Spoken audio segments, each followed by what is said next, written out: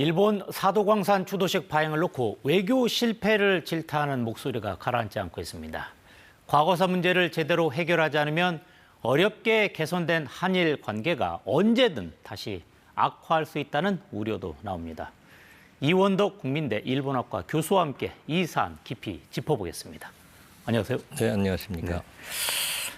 이 최근에 있었던 이 사도광산 이 일, 이거 뭐 예전에 있었던 일을 다시 보는 듯한데 우리가 2015년도에 군함도 때도 이런 일이 있었습니다. 이 추도식 관련돼서 파행 이거 막을 수 없었던 건가요? 예, 어느 면에서는 불가피한 측면이 있었다고 봅니다. 올해 초 7월에 그 사도섬의 사도광산의 그 세계문화유산을 한일 간의 합의로 그 추진하면서 양국 간에 약속한 사항이 두 개가 있었습니다. 하나가 역사 전시관을 설치한다. 거기에 이제 우리 조선 출신, 한반도 출신의 노동자들의 노동 환경이라든지 그 동원의 실상이라든지 이런 것들을 제대로 알리는 그 역사관을 설치하라. 그래서 이거는 어느 정도 실현됐습니다. 물론 강제 동원이라는 개념이 사용된 건 아닙니다만은 그래도 호응한 측면이 있습니다. 두 번째 약속이 이번 그 문제가 된 추도식이었습니다. 일본 정부가 주도하는 추도식을 행사를 치른다 이렇게 약속이 돼 있었는데. 네.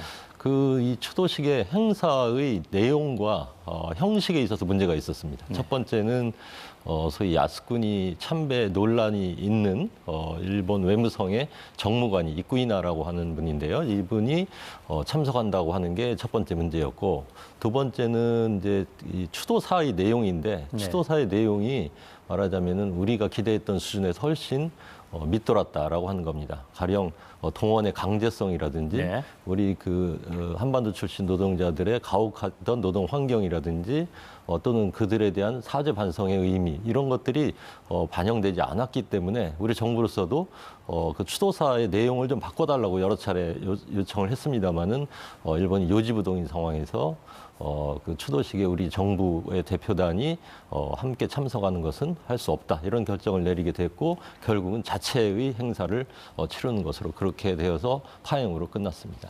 지금 일본은 우리가 불참했다. 이래서 우리에게 문제를 삼고 있잖아요. 어떻습니까? 일본의 이런 태도 어떻게 봐야 되는 겁니까? 우리 입장에서 보면은 뭐 적반하장이라고 밖에 할 수 없는데요. 우리 정부로서는 애초에 합의할 때 추도식을 거행한다 이런 내용을 담았고 당연히 추도식 내용에는 그러한 강제 동원의 실상이라든지 우리 노동자들에 대한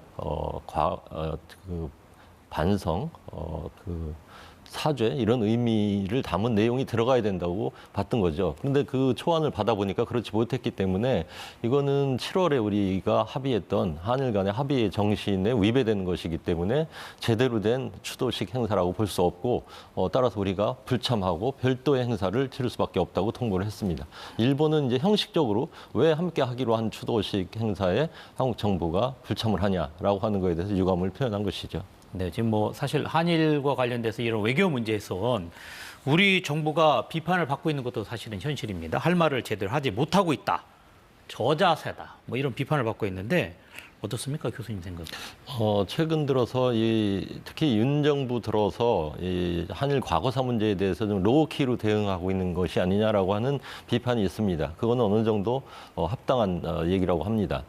그런데 거꾸로 과거사 문제에 대해서도 과도하게 대응하는 것만이 능사냐면 그렇지는 않습니다. 결국은 한일 관계에 놓여 있는 여러 가지 이슈들이 있고 그 이슈들에 대해서 각기 우선순위를 조정할 수밖에 없고 또 전략적인 목표를 위해서 이 이슈 간의 중요성을 조율할 수밖에 없다고 봅니다. 그런 속에서 이 과거사 문제에 대해서 다소 로우키로 대응하고 있는 것이 아니냐라고 하는 비판이 나오고 있는데요.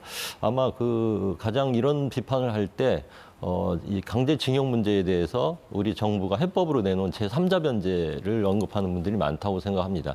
제 입장에서 볼 때는 그래도 이 강제징용 피해자 문제에 대해서는 우리가 적절한 해법을 도출한 것이다 이렇게 저는 판단하고 있습니다. 왜냐하면은 그 피해자들의 구제 문제도 중요하기 때문에 일단 우리 청구권 수혜 기업이 중심이 돼서 그 문제를 해결하고 일본 측의 호응을 촉구하는 그런 내용으로 되어 있기 때문에 이것이 반드시 저자세다. 또 구려개교다 이렇게 보기는 어렵다고 생각합니다. 아, 그렇군요.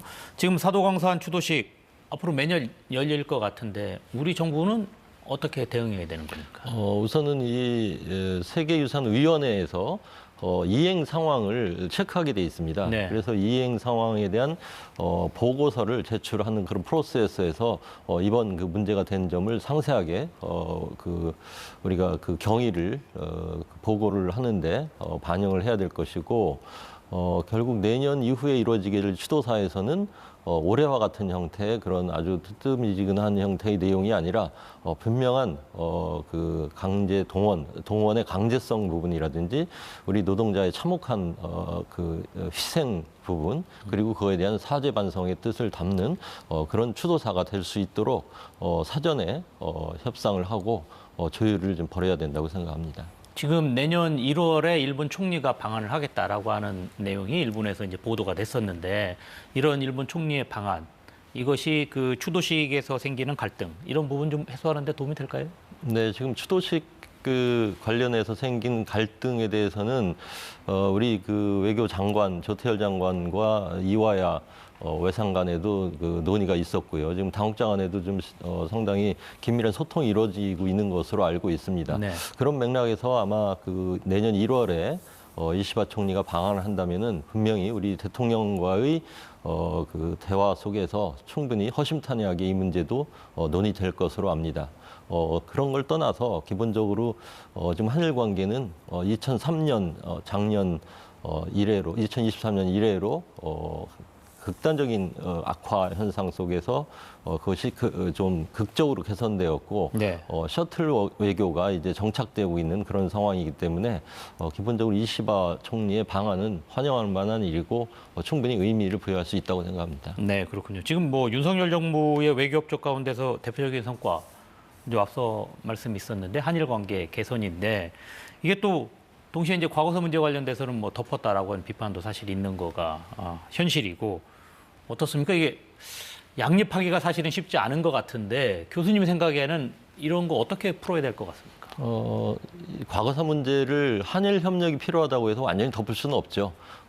따라서 과거사 문제에 대한 문제 제기나 우리의 요구도 강약을 조절하면서 전략적으로 조율을 할 필요는 있다고 봅니다. 네.